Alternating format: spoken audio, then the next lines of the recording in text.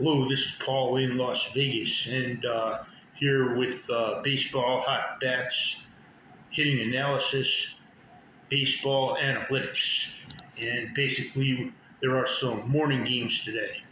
So I wanted to give you a rundown of the morning games in the morning, and then get to the later games later. But I wanted to get this out for the morning games as the Yankees versus Athletics is has a kickoff time of 9:35 a.m.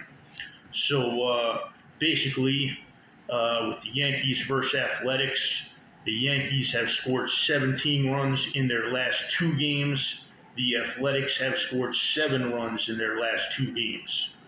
And the Yankees have scored 27 runs in their last 4 games, while the Athletics have scored 13 runs in their last 4 games.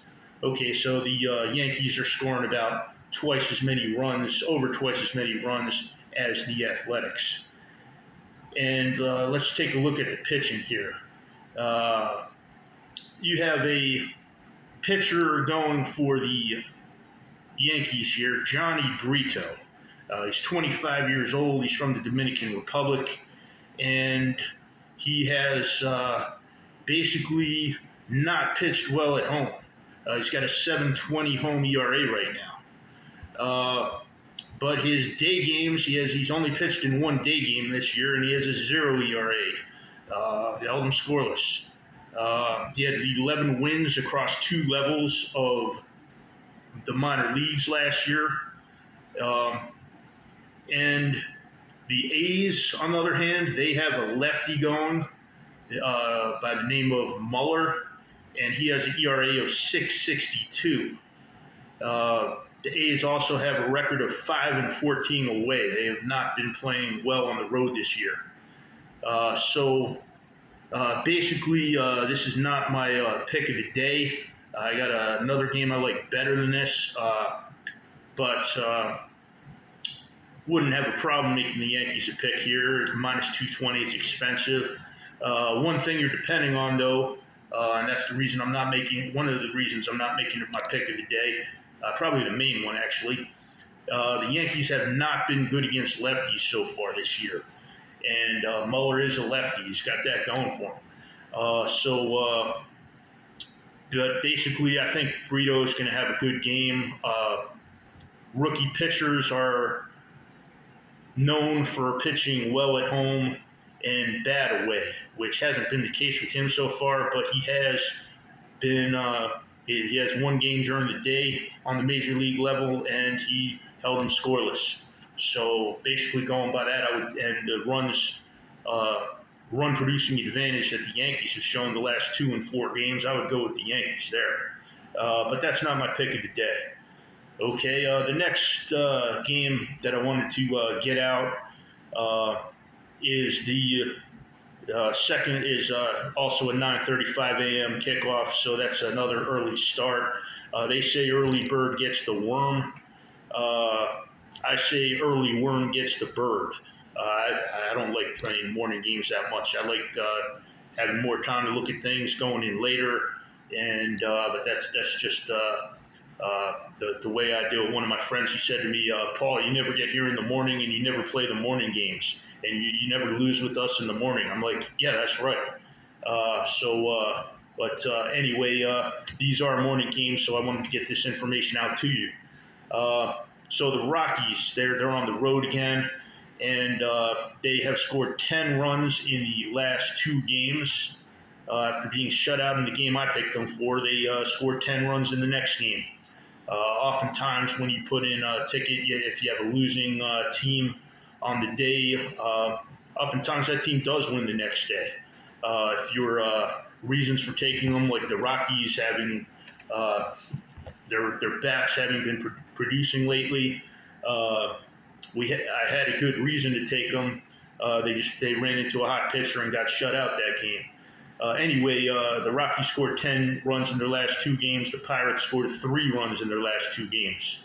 The Rockies have scored 28 runs in their last 4 games. The Pirates have scored 6 runs in their last 4 games.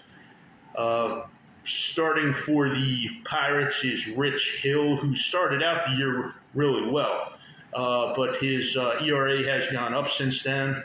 He has a 5.75 ERA at home and a 5.91 ERA for the day. I like looking at the splits for the pitchers, the day-night, the home-away.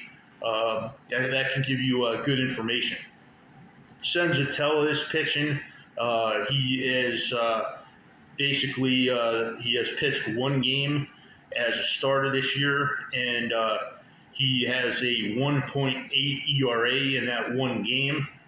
So he pitched very well. He's 28 years old, and that's a lot younger than Hill. I believe Hill is, if I have it remembered right, I think he's 43 years old. I'm not positive I do, but he is older than Senzatella. And Senzatella has started the year pretty well. So that's another thing to consider. The Rockies there going against the Pirates. But the game I like is at 10-10. The Tigers are playing the Guardians, and the Tigers have scored 6 runs in their last 2 games. The Guardians have scored 2 runs in their last 2 games. The Tigers have scored 17 runs in their last 4 games. The Guardians have scored 10 runs in their last 4 games. On the mound for these 2 teams, you have Battenfield pitching for the Guardians. He's 0-3 with the 4.07 ERA. He's a righty. And for the Tigers, you have Rodriguez. Rodriguez is a lefty. He is 3-2 with a 1.81 ERA, and he has 1.86 day ERA. So basically, I like going with the Tigers and going with Rodriguez and the Tigers here against the Guardians. There is one other game starting before noon, and that is the Dodgers versus the Brewers. The Dodgers, they scored 9 runs in their last 2 games. The Brewers have scored 11 runs in their last 2 games. The Dodgers have scored 13 runs in their last 4 games. The Brewers have scored 19 runs in their last 4 games.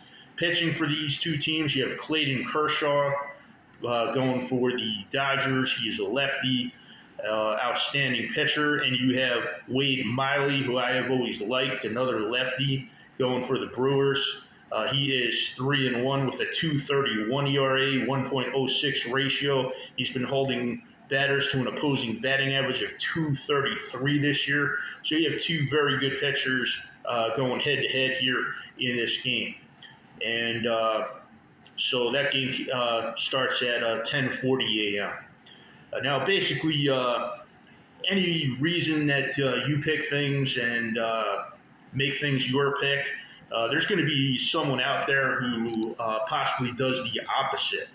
And I basically believe both things can be successful at different times. So there could be one person going one way and with a method that completely contradicts another person.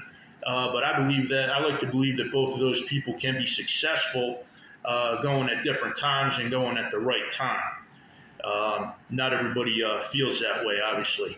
And let me just give you an example. There was a gambler out here in Vegas. He was a foreigner, and his name was Dave, not Vegas Dave, who was on TV. This is different Dave. This guy's a big, muscular guy, but not that tall, but he's very muscular. And he liked to do parlays. I like straight bets. I don't like the math and the odds that you get to start working against you if you do a parlay. But basically, he would do parlays, and he would put $1,000 on a parlay, and he would hit and get very high odds. So sometimes he'd hit these things, and he'd win $80,000. He'd win $100,000, and he'd win big amounts of money. Well, this guy Dave, he was looking at the stat sheet, and my buddy Daryl, who passed away somewhat recently, unfortunately. But Daryl from Minnesota was basically hanging out with them, sitting with them, and basically Dave, who had been winning and had some huge wins, he decided to float Daryl a few bucks so Daryl would go buy cigarettes for him. So Daryl basically went out, bought cigarettes for he and Dave, and came back. And Dave asked Daryl. He was looking at the stat sheet, and he said, I want to ask you a question on this stat sheet." And Daryl's like, "Sure, go ahead." He's like, "I'd like to ask you to explain this to me and see if what I have here is right." So he looked at the ERA of the pitchers, and he's like, "Okay, this pitcher has a 7 ERA, so that means that the team scores 7 runs when he pitches, right? And so I should take this team because they score 7 runs." And Daryl's like, "No, that's not it at all." He's like, that means that pitcher gives up 7 runs, and that's the earned run average, how many runs the other team scores when he pitches." And Dave's like, "Oh, really? Wow." Apparently, one of the things Dave had been doing was he was parlaying the high ERA pitchers. So he was taking the pitchers with the highest ERAs, who gave up the most runs per game, and wouldn't be enough if he had one of them win. He had to have the other pitchers that gave up a lot of runs in the game win, and so he was putting all these pitchers on one ticket. So he has to hit 8 games or 6 games or 4 games on a parlay ticket. He has to win them all to collect, and he was winning on some of these tickets, and he probably had big plus odds on some of these tickets. But so that's just basically an example of how somebody doing the opposite of what somebody else is doing can win, and somebody taking those low pitchers in straight bets, they probably won too. And both people were thinking they're doing the right thing. One person taking the high ERA pitcher, another person taking the low ERA pitcher. Might seem like a ridiculous example, but it's a true story. And so anyway, those are the morning games here. This is Paul with Baseball Analytics. Please hit the like button, subscribe, and feel free to leave a comment. Thank you for watching the video this far and giving me the opportunity to present this information to you today. I hope to drop a video later today on the games that are after 12 afternoon. Again, thank you and have a great day. Bye.